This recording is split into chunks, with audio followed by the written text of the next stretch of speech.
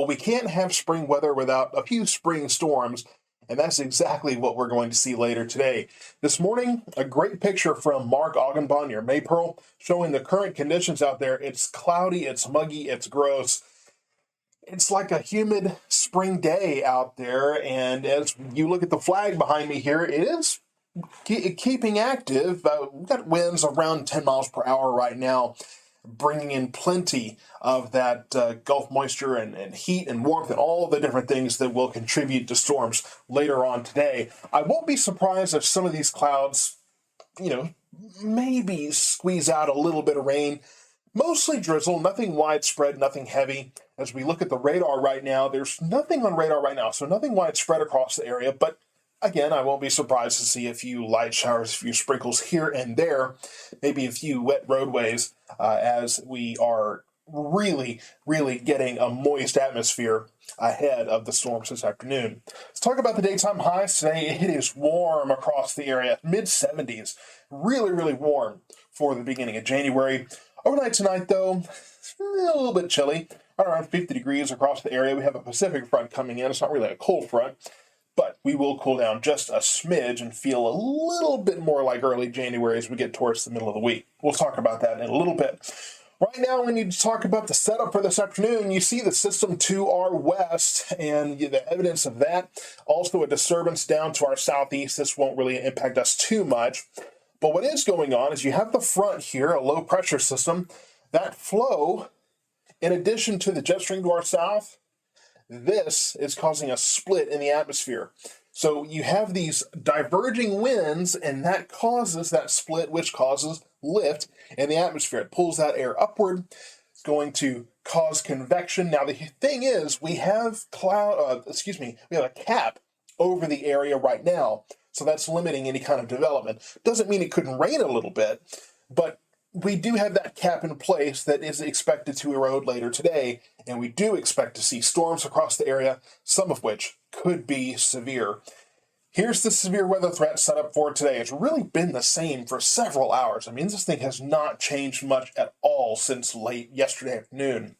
Marginal risk for most of our area today, but there is this slight risk here. And what I want to say is that it's looking like storms will initiate in this area, right along I-35, and then push off to the east. It can be hard sometimes to know exactly where to put these lines. These could change easily in the next few hours. It could have already changed just now, and I haven't just seen it yet. But this is what we've had for quite some time. And the marginal risk is at 1 out of 5, slight 2 out of 5 off to our east. They do have an enhanced risk. This obviously is where the best chance is to see some severe weather, but we could see some in our area as well. It's just not quite as likely, not quite as widespread. But that does include most of Navarro County, just about half of Ellis County, and we will kind of get a better idea as the day goes on, especially once the storms start popping up, exactly where these lines will be. These are not gospel. Sometimes they're pretty right on. Sometimes they're not really that great. I mean, on November 4th, we expected most of the storm activity to be to the east. Turned out most of it was to the west. So, these are educated guesses of generalized areas where things should happen. So, moral of the story, be on guard today for severe weather. So let's talk about the risk analysis. I kind of took some time before I started putting this together. I didn't put this together until this morning. Sometimes I do it a day ahead. I waited until today because this was one of those things I just wasn't too sure. I put the slight risk up here because parts of our area are included in that. Damaging winds and large hail will be the primary risks. That's kind of most of the time, right? That's really the best chance we have of seeing some severe weather. Some are putting a low flood risk. I don't really have that because we're not going to see widespread rain.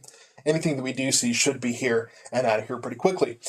I do have a tornado risk up here, though. Here's the thing. Because of that split in the atmosphere and some of the shear that's in place, we do expect some of these storms to rotate. Now, generally, it's a low risk. Not zero, not real low, but low in general. Obviously, the best chance is to our east, but because we are still seeing the possibility of some of these storms developing here and rapidly intensifying, I still do have a low risk for tornadoes possible here.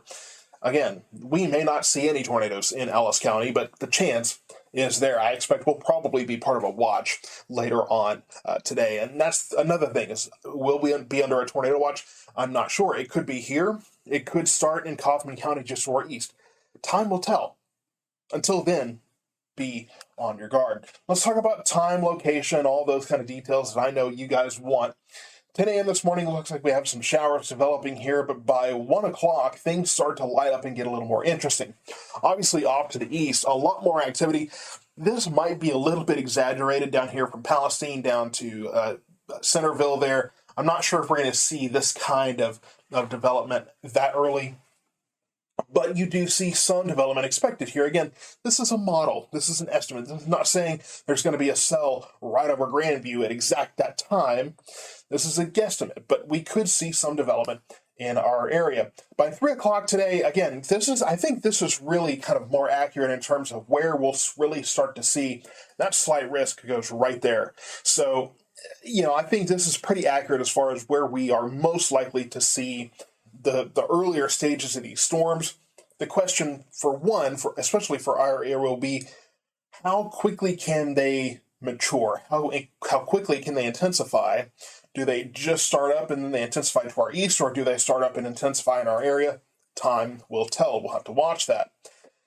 5 p.m. today, I think most of it is to our east. There's a few stragglers here. These may not necessarily be as intense.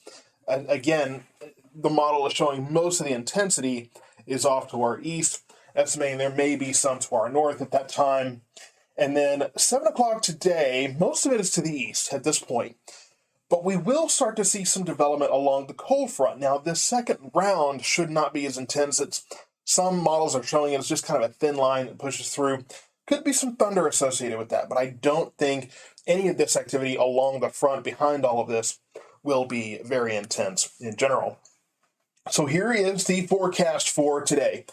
The front moves in. Strongest severe thunderstorms possible today. I put 50% here. A lot of folks are putting a higher chance. I'm putting 50% because it just doesn't seem like it's going to be near as widespread for our area as some are suggesting. But doesn't mean it's unlikely. It means it's a 50% chance that one of us will probably see a shower or thunderstorm later today. South winds at 10 to 20 miles per hour. It's going to be breezy. Again, mid-70s for those highs. Tonight, we drop down to around 50. Tomorrow, we're cooler, 66 degrees. Tomorrow night, we start to get chilly. Wednesday, we get into the 50s, a little more normal for this time of year. Northwest winds at 5 to 10 miles per hour, and overnight lows in the upper 30s. Thursday is similar, perhaps a few degrees warmer. Northwest winds with a high of 59 degrees, overnight lows in the upper 30s. And then we're in the 60s, really from there. Friday, Saturday, low 60s, and winds change Saturday night. Sunday morning as we get our next chance for rain, a low chance for rain at this point.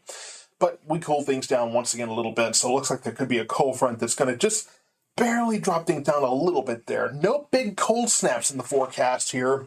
The main concern, obviously, is those severe thunderstorms later today. So stay tuned to elliscountyweather.com. I'll have more updates coming throughout the day as we watch those storms develop and move in.